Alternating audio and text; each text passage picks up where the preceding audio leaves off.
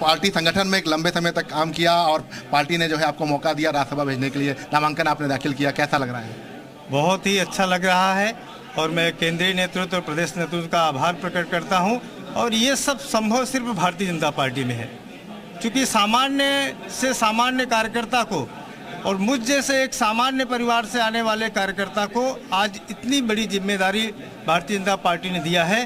तो मैं माननीय मोदी जी का, माननीय जो है गृह मंत्री जी का, माननीय राष्ट्रीय अध्यक्ष जी का, माननीय प्रदेश नेतृत्व का, उत्तर प्रदेश, सभी को मैं हृदय से आभार प्रकट करता हूँ। बड़ी चुनौती है क्योंकि राज्यसभा में जाकर जो है प्रतिनिधित्व करना।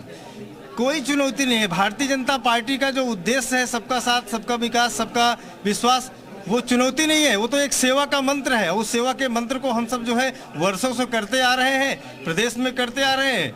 अब देश के लिए काम करने का अवसर प्राप्त हुआ पार्लियामेंट, वहाँ करेंगे।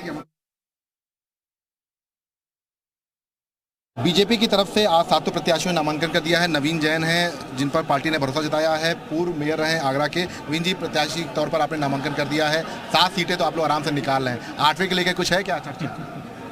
जिन नेतृत्व की जानकारी में होगा, हम लोग तो नामांकन आज किए हैं, पार्टी का आदेश हुआ है, तो आज हम सभी लोगों ने, सातों ने नामांकन किया है। और भारतीय जनता पार्टी का जो शीर्ष नेतृत्व है वो इस दिशा में काम करते हैं, समय समय पर रणनीति बनाते हैं। हम तो उनके सिपाही हैं, जो आदेश नेतृत्व देता है उसका पालन करते हैं। अच्छा, चूँकि पार्टी ने एक बार फिर से जो है ऐसा समीकरण जो है साधा है जिसमें सब लोग आ गए हैं, चाहे हम आगरा, मथुरा, गाजीपुर, सब जगह के जो है जातिगत समीकरण भी देखने को मिला। देखिए, भारतीय जनता पार्टी का शीर्ष नेतृत्व एक गुलदस्ता मान रहा है देश के सभी लोगों का, सभी जाति के हों, चाहे धर्म के लोग हों, चाहे वह किसी प्रांत के हों, सबको यथा स्थान देने का काम, सबको सम्मान देने का काम ये माननीय प्रधानमंत्री जी के नेतृत्व में, मोदी जी के द्वारा और योगी जी के द्वारा जो चल रहा है, उसी की रणनीति है कि यहाँ पर पूरी तरह से भारतीय जनता पार्टी निरंतर लोगों के दिलों में राज कर रही है। गाजीपुर से आती हैं गीता बलवन जी हैं, नामांकन आपने दाखिल कर दिया है, पार्टी ने एक बार फिर से आपको मौका दिया। जी, सबसे पहले मैं पार्टी को, जो केंद्रीय नेतृत्व है, धन्यवाद देना चाहूँगी कि 7 सदस्यों में से 2 महिला प्रत्याशियों को उन्होंने आज मौका दिया और हम राज्यसभा में जा रहे हैं। और दूसरा अहम बात मैं यह कहना चाहूँगी कि पिछड़े समाज से, बिंद समाज से प्रथम किसी महिला को भेजा गया है उच्च सदन में, इसके लिए भारतीय जनता पार्टी को बहुत धन्यवाद। बड़ी चुनौती नहीं, क्योंकि आप तो यूपी सरकार में मंत्री भी रह चुकी हैं। बिल्कुल, हमारे प्रधानमंत्री जी विकसित देश की कल्पना कर रहे हैं और हम लोग भी उनके साथ लगे हुए हैं कि विकासशील भारत को विकसित भारत बना सके। राज्यसभा सदस्य के लिए नामांकन करके निकली साधना सिंह जी हमारे साथ हैं। मैम, आज आपने नामांकन किया है, बड़ा मौका दिया है पार्टी ने आपको। जी भाई साहब, आपके चैनल के माध्यम से पूरे देश, प्रदेश और अपने चंदौली की जनता को प्रणाम करते हैं और अपने शीर्ष नेतृत्व को प्रणाम करते हैं। जीत तो तय है, अब तो आपके सामने है। तो क्या प्राथमिकताएं रहेंगी? प्राथमिकता क्या, कार्यकर्ता है, कार्यकर्ता बन के रहेंगे, कार्य करेंगे पार्टी का। 2024 का चुनाव भी आ रहा है, आगे क्या तस्वीर बन रही है? हम लोग चुनाव जीत रहे हैं, सरकार बन रही है। माननीय प्रधानमंत्री जी तीसरी बार प्रधानमंत्री बनने जा रहे हैं, उनके नेतृत्व में पूरे देश में सरकार बनने जा रही है। राज्यसभा सदस्य के लिए नामांकन करके निकले तेजवीर सिंह जी हमारे साथ हैं, पूर्व सांसद रहे हैं। सर, बड़ा मौका दिया है पार्टी ने। मुझे खुशी है, मुझे मौका दिया, मुझ जैसे छोटे कार्यकर्ताओं को मौका मिला और कई बार मिला है। 3 बार मुझे लोकसभा जाने का मौका मिला सांसद के रूप में, और 5 साल में अभी तक उत्तर प्रदेश कोऑपरेटिव बैंक का चेयरमैन रहा। मुझ पे आशीर्वाद रहा पार्टी का, और अब लोकसभा से राज्यसभा में उच्च सदन में जाने का मेरा निर्णय हुआ है। मैं अपने नेतृत्व को, राष्ट्रीय नेतृत्व को, प्रदेश नेतृत्व को बहुत बहुत धन्यवाद देता हूं, उनका आभार व्यक्त करता हूं। और जिस उद्देश्य से हम चल रहे हैं, पार्टी चल रही है, मोदी जी की सोच है 405 सीटों को हम प्राप्त करेंगे और उत्तर प्रदेश में विपक्ष की नाम की कोई पार्टी आपको दिखाई नहीं देगी। हम 80 में से 80 लोकसभा की सीटों को जीत कर लेंगे। आप पश्चिमी उत्तर प्रदेश से आते हैं और ये चर्चा है कि रालोद भी जल्दी भाजपा में आ जाएगा, तो क्या समीकरण बन रहे हैं? वहाँ तो कोई अब रहेगा ही नहीं कुछ। वैसे जो हम लोग बिरादरी कम्युनिटी है मेरी और जयंती की, जाटों का रुझान पिछले दो चुनावों से 70% था बीजेपी की तरफ, अब 100% हो जाएगा, ये है। तो यूपी बीजेपी अध्यक्ष भूपेंद्र चौधरी क्या कह रहे हैं वो भी आपको सुनाते हैं।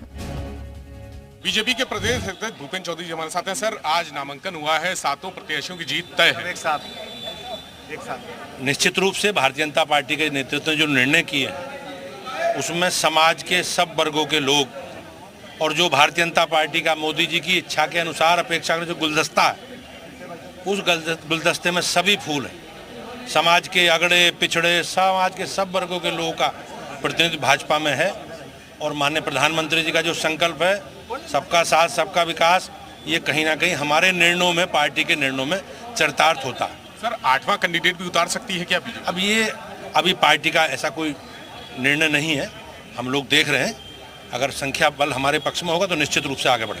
समाजवादी पार्टी की विधायक हैं पल्लवी पटेल, उन्होंने कहा है कि सपा के कैंडिडेट को वोट नहीं करेंगे। निश्चित रूप से सारे लोग हमारे संपर्क में।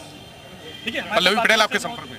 सब लोग संपर्क में। राजनीतिक संभावनाओं वाला खेल। जयेश पाठक जी विधानसभा भवन पहुंचे हैं, नामांकन कराया है। सर, आज 7 का नामांकन हुआ है। आज भारतीय जनता पार्टी के अपने केंद्रीय नेतृत्व का, माननीय मोदी जी का, माननीय नड्डा जी का, अमित शाह जी का हृदय से आभार प्रकट करता हूं कि समाज के सभी वर्गों को साथ लेकर के चलने का काम हमारे नेतृत्व ने किया है। जो कमज़ोर वर्ग हैं, पिछड़े हैं, दलित समाज है, सबको उच्च सदन में स्थान मिला है, और आप देखेंगे कि ये अच्छा एक काम हुआ। जबकि दूसरी तरफ समाजवादी पार्टी ने, जो मैंने सदन में कहा था, परिवार डेवलपमेंट अथॉरिटी ही चला रहे हैं, उनका पीडीए से कोई लेना देना नहीं है। पूरी तरह से पीडीए के अपने फार्मूले को उन्होंने नकार दिया, परिवार डेवलपमेंट अथॉरिटी को और मजबूती देने का काम किया। स्वामी प्रसाद मौर्य ने अपने पद से इस्तीफा दे दिया। पल्लवी पटेल कह रही हैं कि वो सपा के कैंडिडेट को वोट, केवल जो मैंने कहा कि केवल परिवार ही बचेगा और कोई बचेगा नहीं समाजवादी पार्टी में। उधर यूपी के मंत्री जेपी राठौर ने राज्यसभा चुनाव में सभी उम्मीदवारों की जीत का दावा किया है। मंत्री जेपीएस राठौर जी हमारे साथ हैं। सर, नामांकन हो चुका है और लड़ाई बड़ी रोचक हो गई है। लड़ाई रोचक क्या, भारतीय जनता पार्टी ने 7 प्रत्याशी उतारे हैं, तो 7 के लिए हमारे पास उससे ज़्यादा ही वोट हैं। 8वां कैंडिडेट? 8वें कैंडिडेट पे अभी अब आज नामांकन के बाद विचार करें कि अगर किसी तरीके से कुछ बनेगा तो हम समीकरण बिठाने की कोशिश करेंगे। जिस तरीके से राजनीति में हर प्रकार की अनिश्चितता और संभावना हर समय बनी रहती है, कोई संभावना होगी तो आज रात में विचार करके उस पर निर्णय लेंगे। और बाकी 7 प्रत्याशी अच्छे, माननीय प्रधानमंत्री जी ने और नड्डा जी ने, माननीय अमित शाह जी ने, माननीय प्रदेश अध्यक्ष, माननीय मुख्यमंत्री जी ने बहुत अच्छे प्रत्याशी सामाजिक समीकरणों के हिसाब से भेजने का काम किया है। स्वामी प्रसाद मौर्य ने अपने पद से इस्तीफा दे दिया। देखिए, कि स्वामी प्रसाद मौर्य जी से पिंड छुड़ाना चाहती है समाजवादी पार्टी। अब वो करें क्या, पिंड भी नहीं छूट रहा है, और वो भी तो इसलिए वो उन्होंने मतलब किस तरीके की भाषाओं का इस्तेमाल एक दूसरे के प्रति करते हैं, तो ये समझ सकते हैं कि समाजवादी पार्टी की साइकिल खंड खंड हो चुकी है। उसका अगला पहिया कहीं है, पिछला पहिया कहीं है, हैंडल कहीं है, गद्दी कहीं है। किसी तरीके से हवा तो पहले ही निकल चुकी है, अब पूरी तरीके से पार्टी खंड खंड हो चुकी है। जो मुख्य घटक दल है, पल्लवी पटेल भी अलग हो रही हैं, वो कह रही हैं कि सपा के कैंडिडेट को वोट नहीं करेंगे। देखिए, ऐसा है कि उन्होंने अपनी भावनाओं को व्यक्त करने का काम किया है। आप किसी विचारधारा पर चलेंगे और उसके बाद मुंह में राम बगल में छुरी, और उस पर करेंगे नहीं काम। उन्होंने पीडीए का शोर मचाया, तो पीडीए में कहाँ P D by chance adjust करना पड़ गया, कहाँ ये गायब हो गया। तो इस तरीके से पीडीए करेंगे और करेंगे वही जो उन्हें करना है।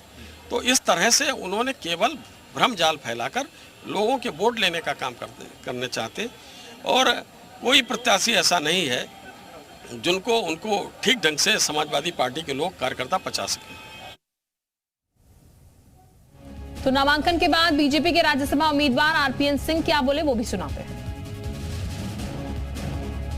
अभी तो नॉमिनेशन फाइल हुआ है। पहले ही मैंने यशस्वी प्रधानमंत्री जी को, आदरणीय नड्डा जी को, आदरणीय गृह मंत्री अमित शाह जी को, हमारे भारतीय जनता पार्टी के पदाधिकारियों को, और उत्तर प्रदेश के यशस्वी मुख्यमंत्री जी योगी आदित्यनाथ जी को, और हमारे जितने भारतीय जनता पार्टी के संगठन में लोग हैं और कार्यकर्ताओं से हृदय से उन सबको धन्यवाद दिया है।